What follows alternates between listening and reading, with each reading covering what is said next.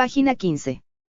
José Ortega y Gasset, Obras completas, tomo primero, 1909 a 1916. Séptima edición. 1.3. La Sonata de Estío de Don Ramón del Valle Inclán. Hay hombres que trascienden a épocas antiguas. De algunos podría decirse el momento en que debieran haber nacido y decirse que son hombres Luis XV, que son hombres imperio, que son hombres antiguo régimen. Taine muestra a Napoleón como un hombre de Plutarco. Don Juan Valera es del siglo XVII, tiene la fría malignidad de los enciclopedistas y su noble manera de decir. Son espíritus que parecen forjados en otras edades, almas que retrotraen al tiempo muerto y le hacen vivir de nuevo a nuestros ojos mejor que una historia. Tienen estos hombres de milagro el encanto de las cosas pasadas y el atractivo de una preciosa falsificación. Don Ramón del Valle Inclán es un hombre renacimientos. La lectura de sus libros hace pensar en aquellos nombres y en aquellos grandes días de la historia humana. Acabo de leer Sonata de Estío y creyera a su autor un varón musculoso, amplio de miembros, de frente carnosa, grueso como un Borgia y rebosando instintos crueles, alguien que ha de entretener sus ous en retorcer una barra de acero, o en romper de un puñetazo una herradura, según cuentan del hijo de Alejandro B. Por esas páginas, los amores y los dos carnales andan sueltos, toman bellas posturas y fácilmente logran su empeño, así debieron ser Benvenuto y el Aretino. Aquellos esforzados héroes del Risorgimento sabían dar un sabor de galante malicia a sus narraciones tremebundas. Pero el autor de ese libro no se parece en nada a estos soberbios ejemplares de la humanidad, es delgado, inverosímilmente delgado, con largas barbas de misteriosos reflejos morados, sobre las que se destacan unos magníficos cuevidos de concha. Tiene, sin embargo, de Ramón del Valle Inclán prendidos sus amores en las cosas más opuestas a casa moral enemiga de todo atrevimiento que va empapando los corazones humanos, esa triste moral inglesa, un poco sensiblera, tal vez, pero útil para los usos de la vida y la marcha tranquila de la República. En Sonata de Estío el Marqués de Bradomín, aquel don Juan feo, católico y sentimental, tiene amores con una criolla de bellos ojos, que cometió en su vida el magnífico pecado de las tragedias antiguas. Rápidamente, como un gaucho a galope por el horizonte, cruza la relación, henchida la conciencia de asesinatos, un ladrón mexicano, un Juan de Guzmán que tenía la cabeza pregonada, aquella magnífica cabeza de aventurero españoles. En el siglo XVI hubiera conquistado su real ejecutoria de hidalguía peleando bajo las banderas de Hernán Cortés.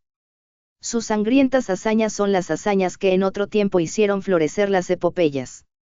Hoy solo de tarde en tarde alcanzan tan alta soberanía, porque las almas son cada vez menos ardientes, menos impetuosas, menos fuertes. Valle Inclán, al evocar los hombres de Maquiavelo, no se contenta con el ditirambo y llega hasta la ternura. Yo quiero creer que el Sr. Valle Inclán advierta en ocasiones cómo le brincan en el pecho ansias de vida libre e instintiva y hasta deseos de verterla cantereles, el veneno de los Borgia, en los manjares de algún banquete, pero ante el espectro rígido de los códigos, resuelve, con muy buen acuerdo, amar tan solo aquellos tiempos y aquellos héroes como una tradición familiar. Por un fenómeno de alquimia espiritual, el autor de Sonata de Estío, alma del Quattrocento, se convierte en un diletante del Renacimiento, y así aquellos ideales aparecen como exacerbados en un culto amanerado y vicioso.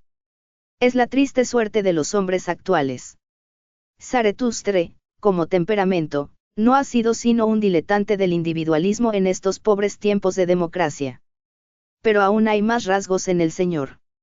Valle Inclán que hacen de él artista raro, flor de otras latitudes históricas.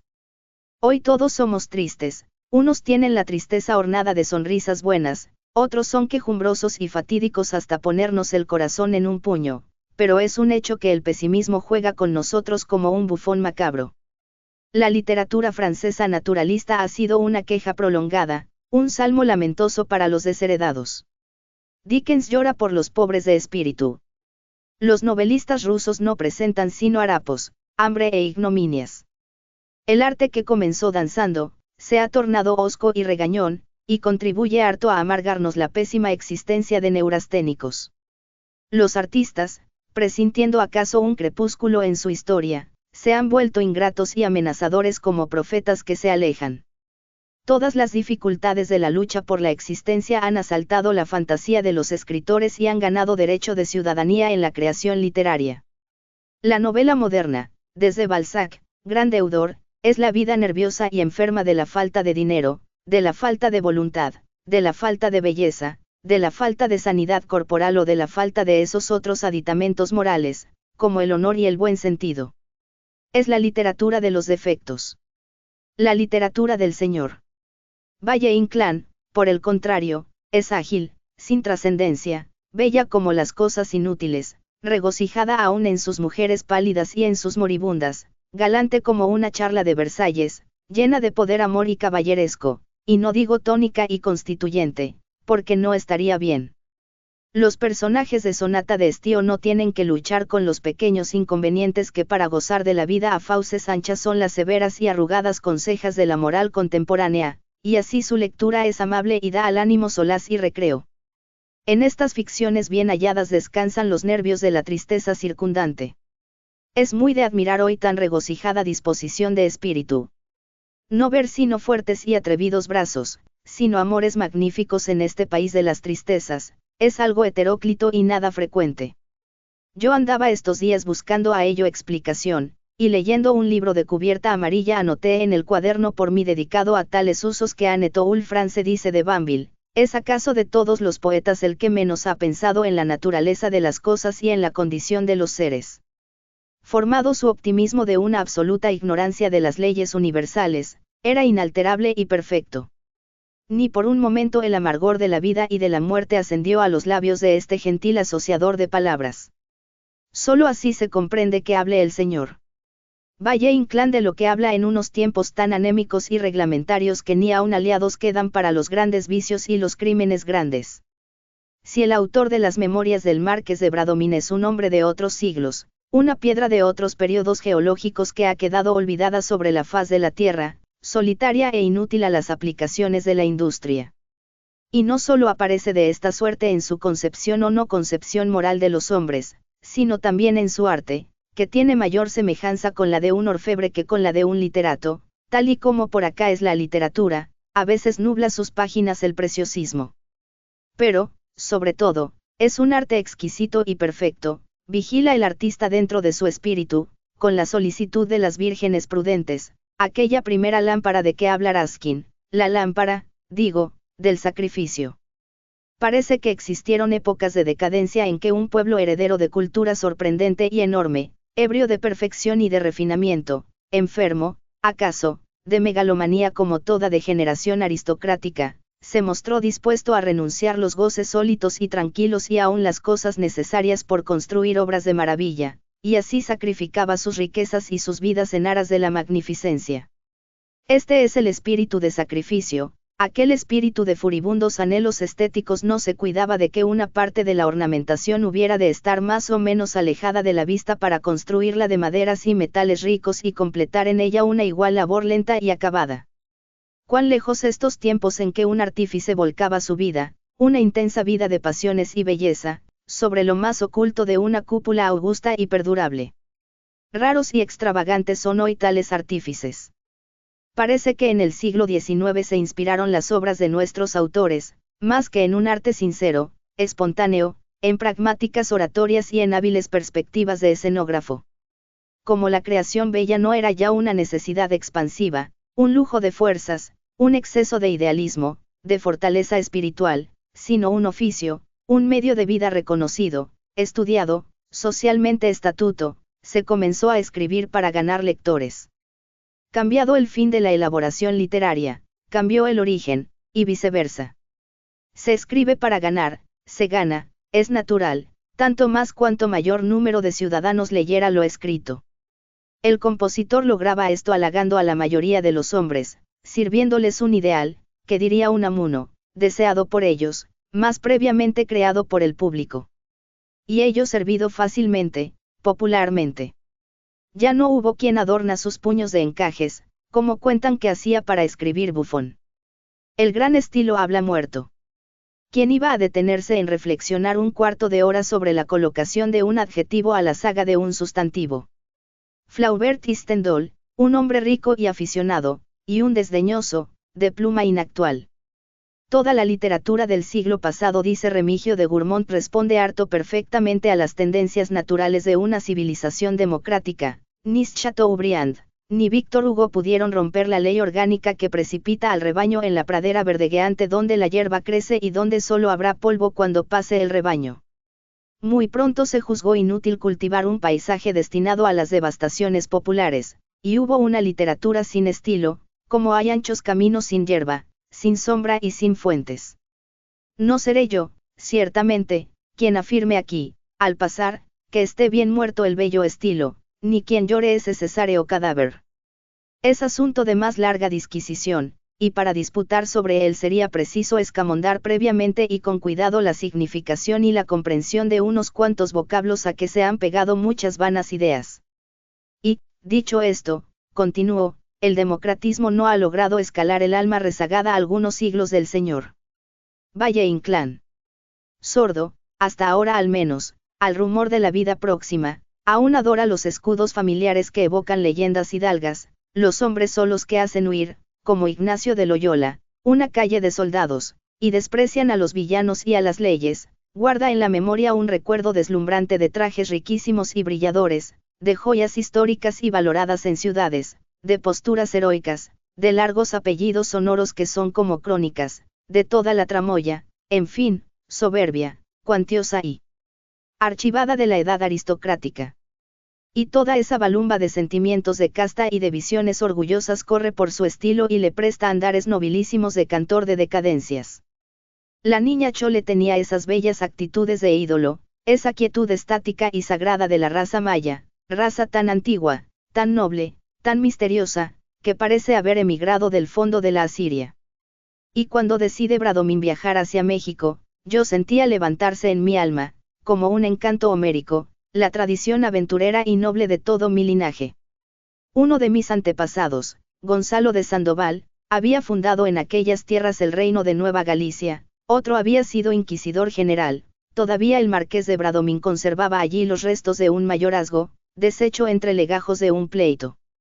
Cautiva el alma de religiosa emoción, contemplé la abrasada playa donde desembarcaron, antes que pueblo alguno de la vieja Europa, los aventureros españoles hijos de Alarico el Bárbaro y de Tarik el Moros.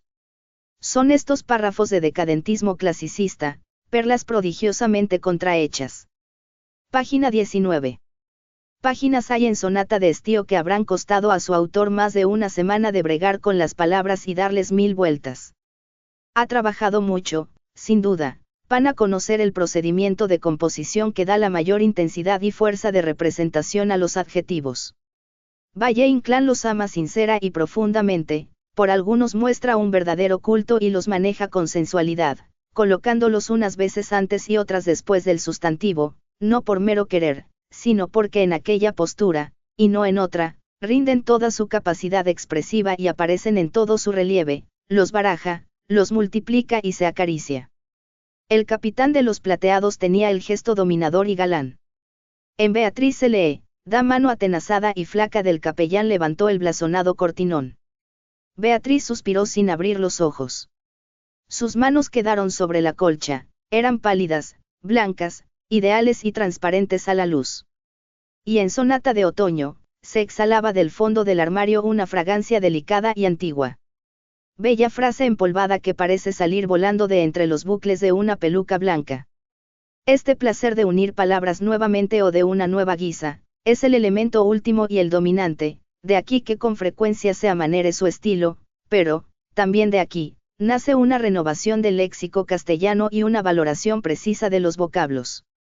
Incuba las imágenes tenazmente para hacerlas novísimas, la luna derramaba su luz lejana e ideal como un milagro. En otra ocasión habla de las conchas prendidas en la esclavina de un peregrino que tienen la pátina de las oraciones antiguas, y de un adorado rayo del ocaso que atraviesa el follaje triunfante, luminoso y ardiente como la lanza de un arcángel. En esto de las comparaciones es muy curioso observar la influencia de los autores extraños sobre el Señor Valle Inclán, sin que esto sea negar que hayan influido de otros varios modos. La prosa clásica idolatrada ha sido poco amiga de esas asimilaciones, de esos acercamientos concisos y rápidos, y fiel a la tradición romana, ha preferido ciertas comparaciones casi alegóricas. Se recorren páginas y páginas de los Escudero Marcos, de los Guzmán de Alfarache, libros seriales de nuestra literatura, sin que sea posible cortar la flor de una imagen. Por otra parte, la comparación genuinamente castellana, la que tiene abolengo en los clásicos y que aún perdura en los escritores nuestros del siglo pasado, es una comparación integral de toda la idea primera que se casa con toda otra idea segunda.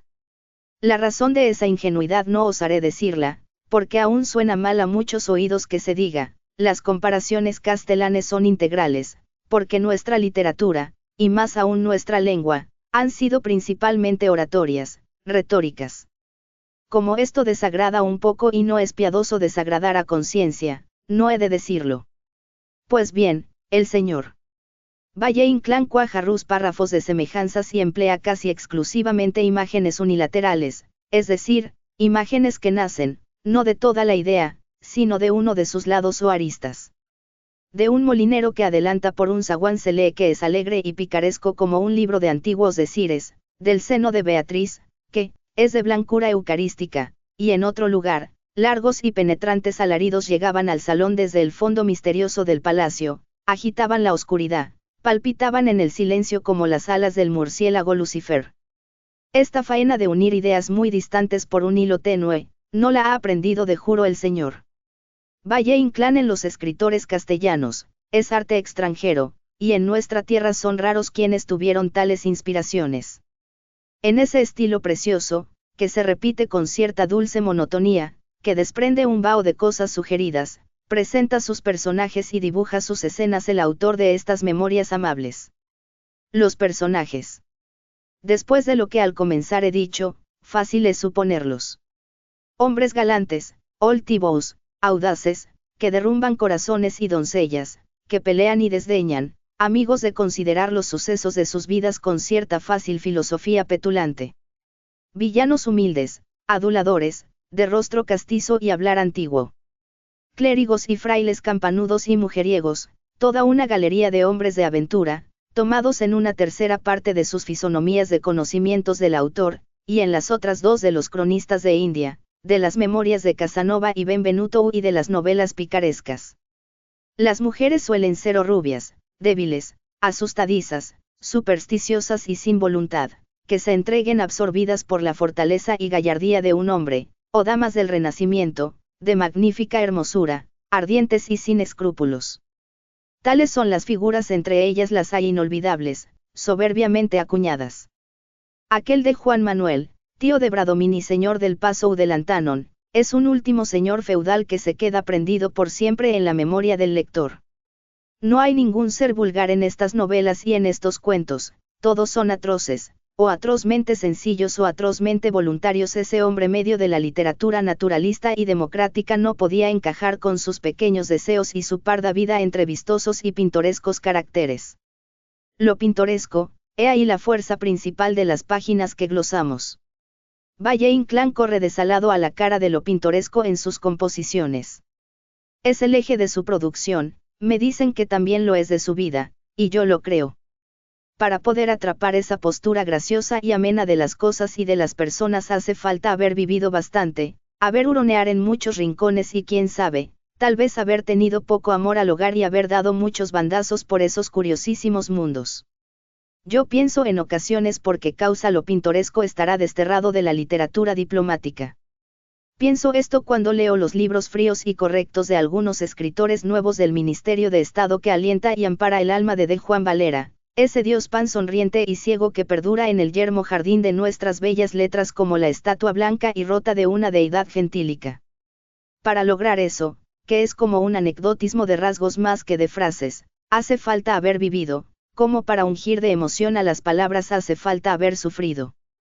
Sé de un amigo mío que era mozo, feliz y literato, y pensaba esto que yo ahora pienso, sabía que cultivar su espíritu para el arte no era solo leer y anotar, que era preciso el dolor que nos hace tan humanos. Y yo veía a aquel ingenuo muchacho correr tras el dolor de un modo insensato, y el dolor esquivarle de un modo desesperante. ¿No es curiosa esta nueva manera de Don Quijote? Perdónese la escapada a recuerdos personales. He asociado la memoria de un amigo mío que quería, como Dickens, emocionar, con de Ramón del Valle Inclán, que no emociona ni quiere. Solo en Malpocado, unas cuantas líneas definitivas conmueven al lector. El resto de la obra es inhumanamente seco de lágrimas. Compone de suerte que no hay en ella nada de fresco sentimentalismo, ninguna página libre a una inspiración de última hora. El artista oculta celosamente las amarguras y las desgracias del hombre, hay un exceso de arte en ese escritor. Llega a desagradar como un señor que no se descuida nunca en el abandono de la pasión, del cansancio o del hastío. Tal es el autor de las Memorias del Marqués de Bradomín. Estilista original y al mismo tiempo adorador de la lengua patria, adorador hasta el fetichismo, inventor de las ficciones novelescas con más raíces en una humanidad histórica que en la actual. Enemigo de toda trascendencia, nudo artista y trabajado creador de nuevas asociaciones de palabras. Y estos rasgos pronunciados hasta la exageración, hasta el amaneramiento. Por eso, como todo carácter excesivamente marcado y exclusivo, como todo intenso cultivador de un pequeño jardín, Valle Inclán tiene muchos imitadores. Algunos han confundido asemejado su arte con el de Rubén Darío, y entre ambos y los simbolistas franceses han ayudado a escribir a un número considerable de poetas y pensadores que hablan casi lo mismo unos que otros y en una lengua retorcida, pobre e inaguantable. Y ese trabajo, de ardiente pelear con las palabras castellanes para realzar las gastadas y pulir las toscas y animar las inexpresivas, ha resultado en lugar de utilísimo, perjudicial. Si el señor Valle Inclán agranda sus cuadros ganar el estilo en sobriedad, perderla el enfermo imaginario y musical, ese preciosismo que a veces empalaga, pero casi siempre embeleza. Hoy es un escritor personalísimo e interesante, entonces sería un gran escritor, un maestro de escritores. Pero hasta entonces, por Bacol, seguirle es pecaminoso y nocivo.